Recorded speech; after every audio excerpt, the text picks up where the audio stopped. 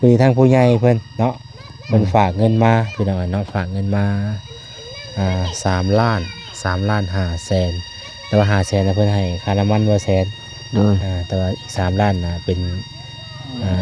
ของเจ้าโดยแต่ว่าเพิ่นสิให้ซื้อเครื่องนั้นนี่มาให้นำแน่แต่ว่าอาจสิยังเหลือเท่าไรก็ยังบ่ฮู้เดียวเบิ่งในการเบิ่งในการก่อนเบิ่งว่าสิได้หยังแน่มาให้เจ้าอ่ะนะคือตอนนี้เจ้าอยากได้หยังที่ร้อนนี่ครับใบนี่ก็นี่แหละพี่น้องเอ้ยเนาะเพื่อสิได้ใบนี่มานี่บ่ได้ถึกได้นี่50,000บ่ได้นี่50,000 ปลายบ่ได้เนาะดูทางค่าธรรมเนียมเนาะนี่ก็2,500พี่น้องเอ้ยเนาะค่าธรรมเนียมเพิ่นรายเฉลี่ยก็พอดีก็พอดี55,000เนาะเลยรวมหมดแล้วนะต้องขอบคุณทางผู้รักผู้ใหญ่เพิ่นพี่น้องที่ว่าคิดเห็นทางน้องเพิ่นเนาะเป็นบุญของเจ้าอีกดีนะน้องเอ้ยเพราะนั้นผู้ดีนี่ก็บ่ได้เลยถือว่าโชคดีอยู่พี่น้องทางน้องคำด่าเนาะว่าคำลาเพิ่นนี่แหละ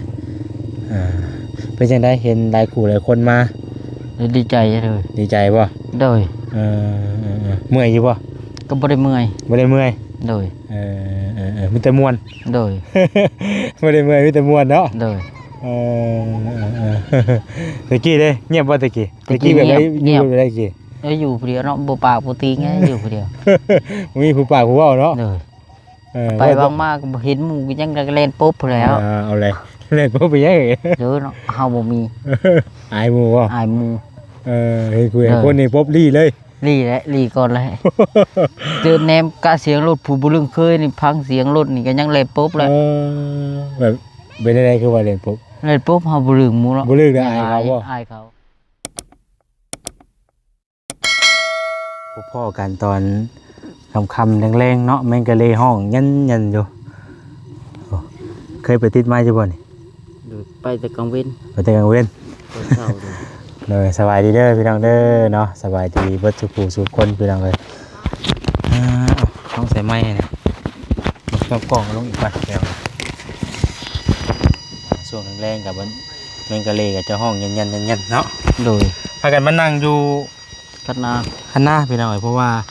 นั่งอยู่กระตุกเพิ่นน่ะมันยุงเนาะโดยมันมืดมันหยังรถโอ้พี่น้องเอ้ยยุงซับหลังปุ๊กเป๊กอยู่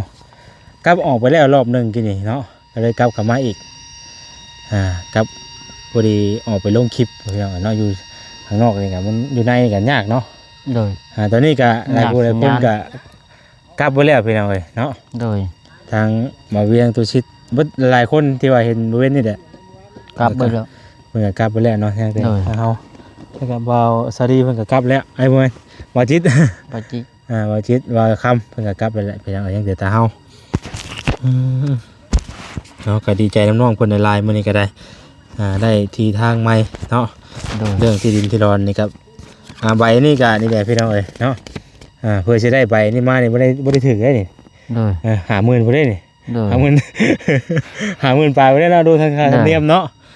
นี่ก็2,500พี่น้องเอ้ยเนาะค่าธรรมเนียมเพิ่นรายเฉลี่ยก็พอดี55,000เนาะเลยรวมหมดแล้วนะต้องขอบคุณทางผู้รักผู้ใหญ่เพิ่นพี่น้องที่ว่าคิดเห็นทางน้องเพิ่นเนาะเป็นบุญของเจ้าอีกดีนะน้องเอ้ยเพราะนั้นผู้ดีนี่ก็บ่ได้เลยถือว่าโชคดีอยู่พี่น้องทางน้องคำด่าเนาะว่าคำลาเพิ่นนี่แหละเป็นจังได๋เห็นหลายคู่หลายคนมาดีใจเลยดีใจบ่โดยเมื่อยอยู่บ่ก็บ่ได้เมื่อยโดยมีแต่ม่วนโดยบ่ได้เมื่อยมีแต่ม่วนเนาะโดยตะกี้เด้เงียบบ่ตะกี้แบบเงียบได้กี่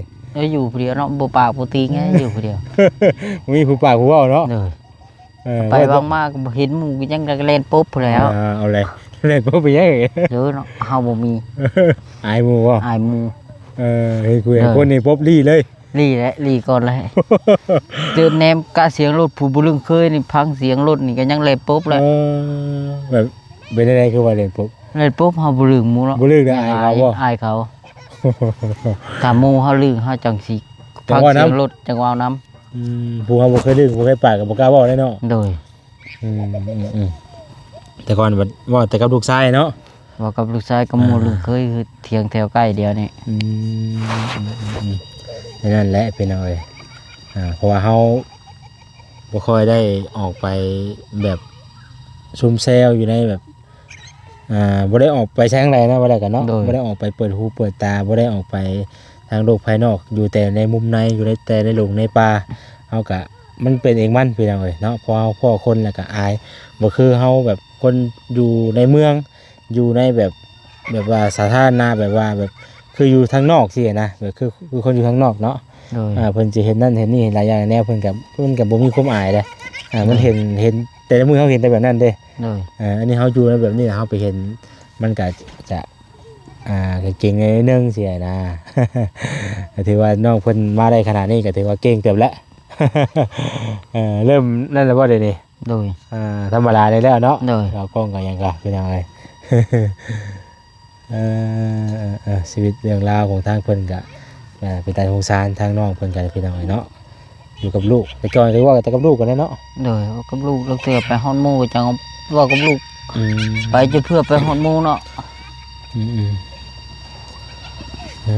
เป็นยังไง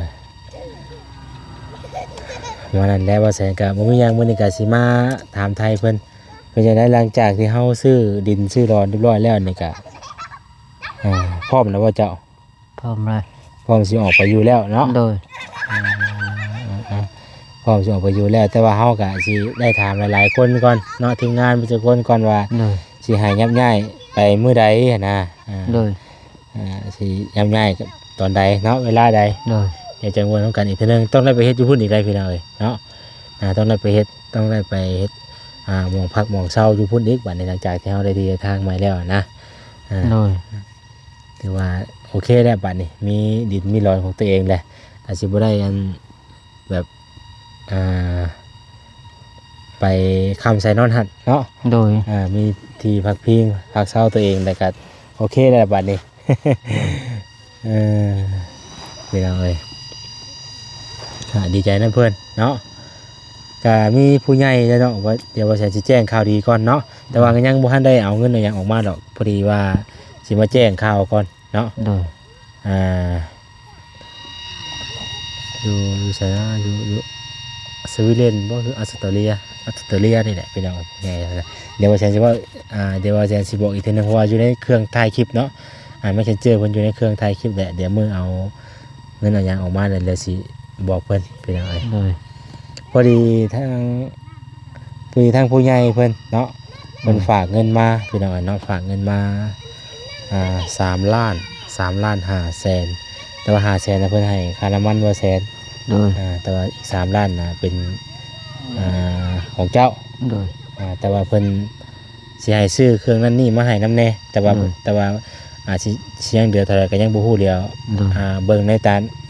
ารก่อนเบิ่งว่าสิได้อย่างแน่มาให้เจ้านะคือตอนนี้เจ้าอยากได้หยังจักสิอะไรนี่ เจ้าเนี่ยอยากได้บาทนี่ อย่างบาทเด้บาทนี่คือก้อนบาทนี่บ่มีช่ำบาทนี่ที่ว่าเอาไปเงินเก็บไว้บ่ โดยในใดก็ได้เงินเก็บไว้ก็ได้ยังบ่มีแนวอันจะได้ก็มาโทรศัพท์ก็ยังบ่อยากได้ยังบ่อยากเล่นผมบ่ได้ในโทรศัพท์อยู่นี่น่ะโดยมันสิ้นน่ะเฮาลืมกับแบบอยู่กับซี่เนาะโดยบ่มีก็บ่เป็นหยังโดย ช่วงมีมาช่วงลูกก็สิอยากเบิ่งนำอีกบัดนี่ลูกก็สิติดโทรศัพท์อีกบัดนี่โดยยังน้อยอยู่เป็นความคิดที่ดีเพียงเนาะบ่อยากมีค่าห้ามบ่มีไปเลยมันก็สบายแบบนึงเนาะถามใหญ่จักหน่อยก่อนจังให้มันติดเพิ่นบ่เห็นบ่หยังก็เพิ่นก็บ่อยากเล่นเนาะโดยคันว่าเพิ่นนั่นว่าจักเด่นได้บัดนี่ครับเพิ่นเห็นเขาก็เป็นของพ่อเนาะโดยก็สิซื้อเครื่องนั้นจำนวนนึงอยู่พี่น้องเพราะว่าเฮาก็ตามจุดประสงค์ผู้ใหญ่เพิ่นแหละเพิ่นถามว่าหลายๆเงินน่ะเนาะเข้าบัญชีมาใส่เรียบร้อยพี่น้องเอ้ยเพราะว่าเพิ่นมีพี่น้องเพิ่นอยู่ฝั่งลาวแล้วเพิ่นโอนเข้าบัญชีบ่แสนเองนั่นแหละเนาะเข้าบัญชีลาวเลยสินะก็ฮอดแล้วพี่น้องบ่เดี๋ยวมื้ออื่นเดี๋ยวสิเข้ามาติดตามเบิ่งเพราะว่ามีก็แจ้งข่าวดีซะก่อน โดย ว่าสิได้อย่างนั้นเลยก็เพิ่นก็บอกให้ซื้อเสื้อผ้านี่พยายามแน่อยู่ได้กินแน่แล้วก็ได้ยินว่าสิทางป้าแน่ว่าซั่นทางป้าทางอันแม่เพิ่นนั่นแหละอาจจะเพิ่นสิตอนใดแล้วพี่น้องเขาก็ยังบ่ฮู้แต่ว่าเพิ่นสินั่นอยู่นะบอกเพิ่นได้เด้อว่าแซ่นว่าซั่นนะผู้ใหญ่เพิ่นน่ะเพิ่นซื้อเอ้ยต้อยนี่แหละพี่น้องเอ้ยเนาะเอ้ยต้อยพี่น้องเอ้ยแล้วสิบัดมื้อเฮามามอบเครื่องมอบของเฮาสิอ่านชื่อเต็มได้เพราะว่าตอนนี้มันอยู่ในเครื่องถ่ายคลิปนั้นเนาะมันออกบ่ได้พี่น้องเอ้ย บอกคร่าวๆซะก่อนมื้อนี้ก็ได้แล้วเดี๋ยวมื้อเฮาเอาเงินเอาคำมาให้เพิ่นเดี๋ยวจะสิบอกเนาะ โดย ก็ดีใจนะเพิ่นได้ก็ตอนนี้จะมีทางหลายๆท่านหลายคนเพิ่นฝากเงินฝากคำมาซอยๆก็อีตนนั่นแหละพี่น้องเอ้ยเนาะ โดย ก็ได้ซื้ออยู่ซื้อกินไปเลี้ยงลูกตามเพิ่นใหญ่เนาะ โดย มีหยังก็เฮ็ดไป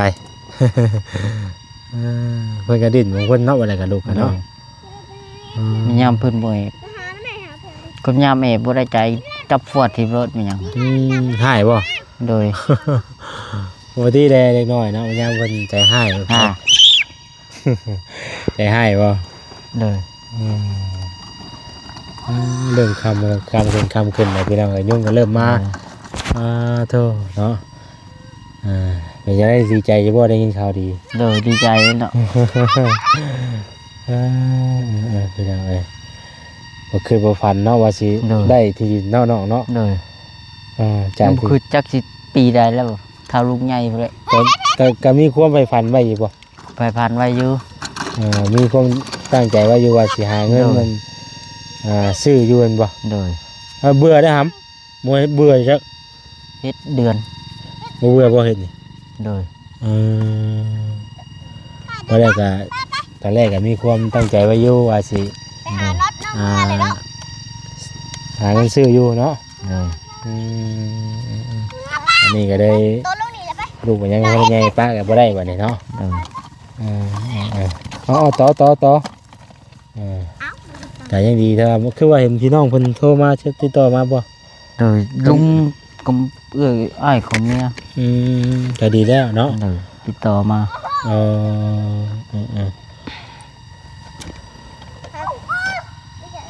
อยู่เมืองไชปทองพุ่นแหละ เมืองไสผู้ทองบ่ โดย อยู่เมืองไสผู้ทองติ โดย ผมมาเมืองไสผู้ทอง ไชปทองแข่งขมวน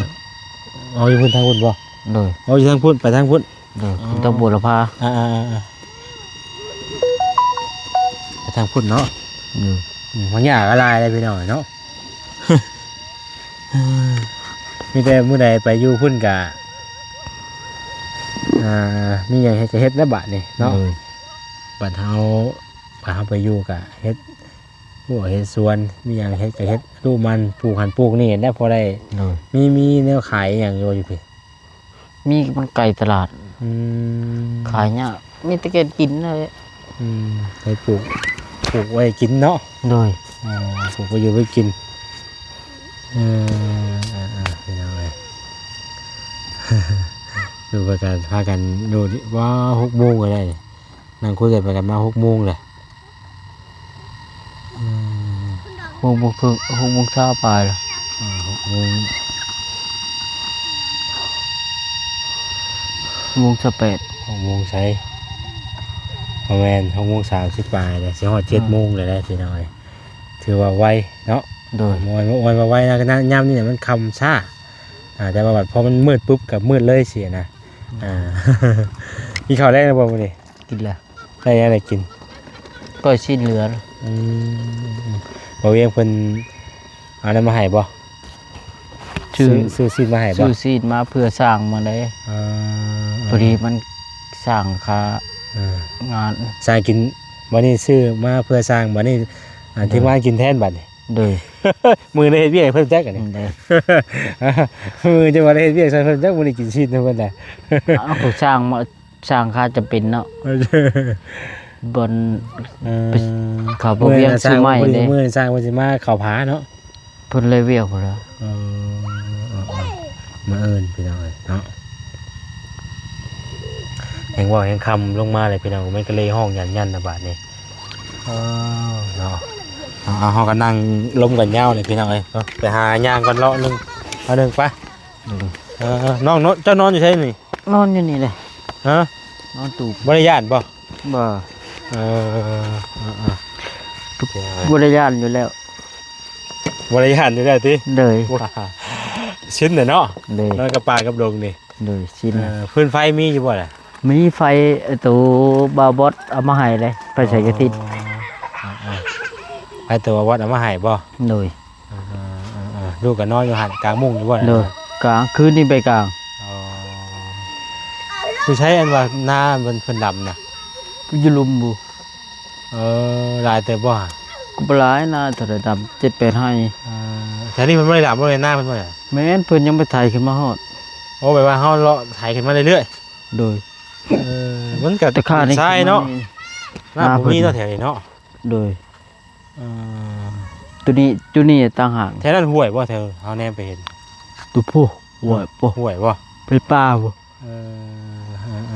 ยาม หิมเถียงหลังนะหลังผู้ ให้ ผู้เถียงหลังนะตัวค่อยเห็นนะ เถียงไผ เถียงนายพล เถียงในพ่น โดย เถียงในพ่นเพิ่น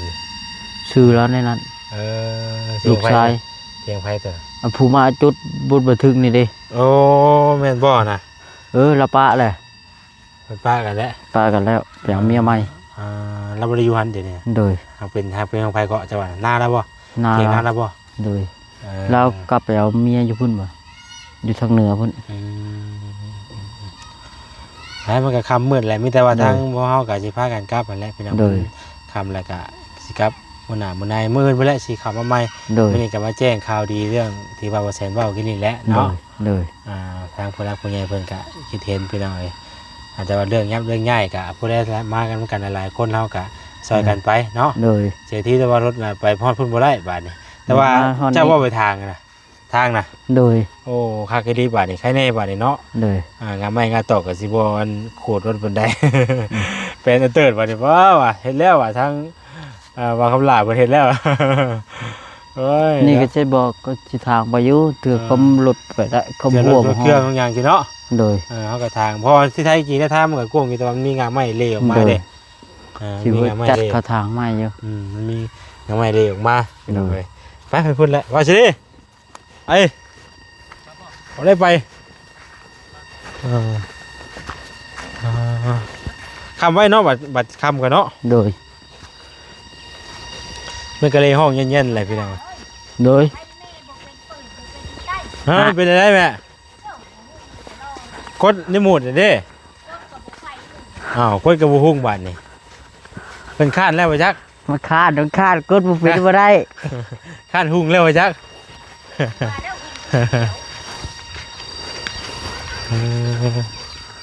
มันบ่หุ่งมันบ่ใต้เลยพี่น้องเลย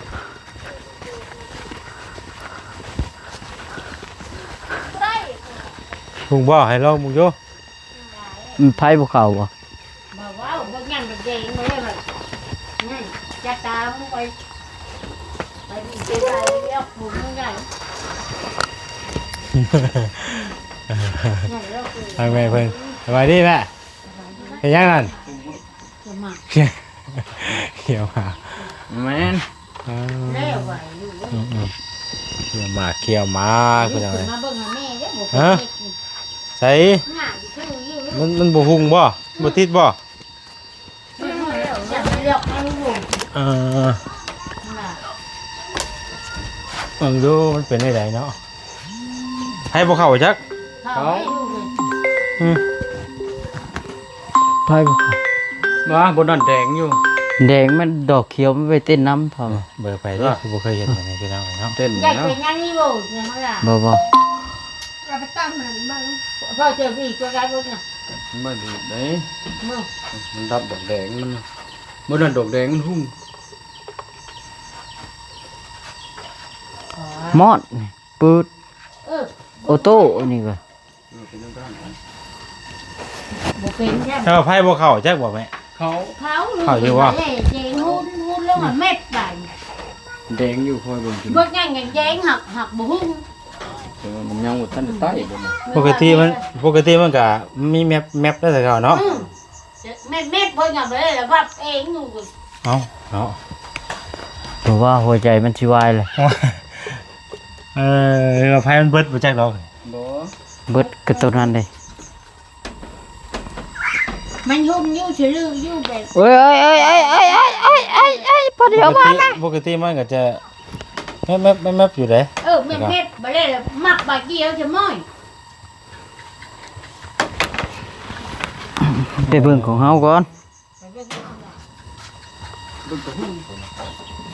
ตัวนี้อย่าคึกคักแต่เพื่อนนี่เราก็มา ตัวไร คือนี่ก็ปีไฟเลยของแม่เนี่ยคำหนาหนาวของหลามของคำหนามาใจกันได้คือ จะมันเป็นอันนี้หมูจักแค่เนาะ จ้ากันนะ ทานก็มีเนาะอันนี้ของเรายังฮู้รสน่ะ คือนี่กับแม่อันยันไม่จัดแม่กับป้าไว้หุ้งของมันเนี่ย ของเราเป็นหุ้งเลย หม้อเนื้อทำละหม้อเนื้อมันแดงเว้ย มันมีไฟบ่ มี อันนี้หมูเจ้ามา ต้องเต็มนะ นี่หมู เต็ม เจ้า ไม่ไฟน้อง ฮะ เต็ม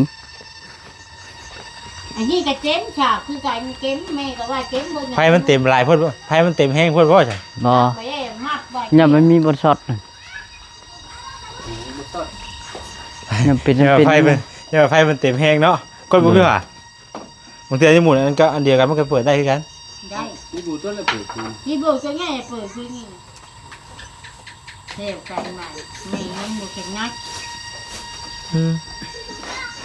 ใหญ่เองถือไปใจ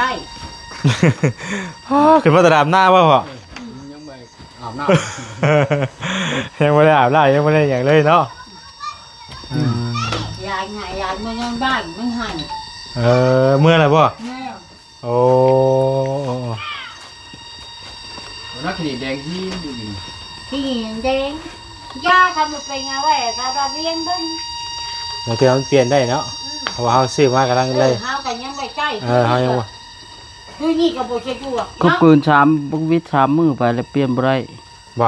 อันนี้มันยังเปลี่ยนได้อยู่มื้อนี้วิท3-4มื้อ4มื้อ เดี๋ยวย่ามาได้ยึดกองกระถิ่นเลย ก็กระทิมแล้ว เดี๋ยวอยู่ที่ไหนอยู่ โอ้ยเนาะแต่ว่ายังบ่ได้ถิ่มกองถิ่มหยังไว้เฮายังว่าเฮาเปลี่ยนได้ คือมาได้เยอะคำบ่าเวียงกับใบบอกคือว่าแม่กันไงนะ เพราะ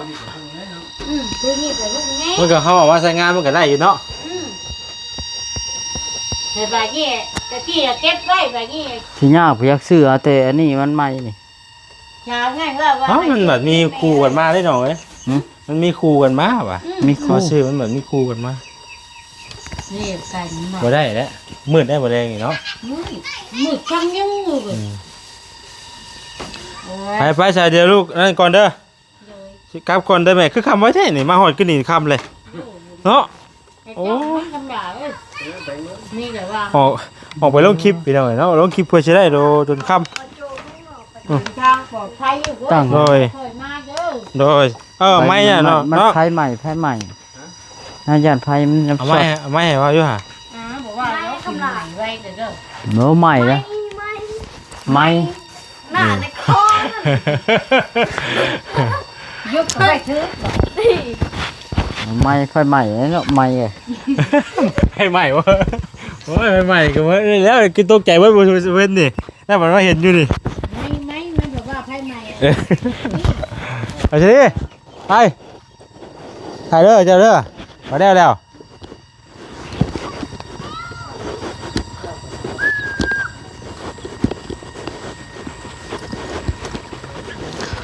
คำแล้วพี่น้องระวังเด้อระวังร่มเด้อไปลำลาไปก่อนดูดีมีแฮงว้าขี่ซิ่งเลยนี่เนาะซิ่งเลยอันนี้ฮึกแท้เดี๋ยวบักอ้ายเดี๋ยวฮะโอ้ฮะรถใหญ่ หามึงนู่นน็อตนะหามึงนู่นน็อตบานี้นะ รถเฮีย น็อตเทีย รถเฮียไปพี่น้องเนาะมันก็เลยห้องเย็นๆแหละเมื่อก่อนบัดนี่เด้อพี่น้องเด้อดูดีมีแฮงบัดสู่ผู้สู่คน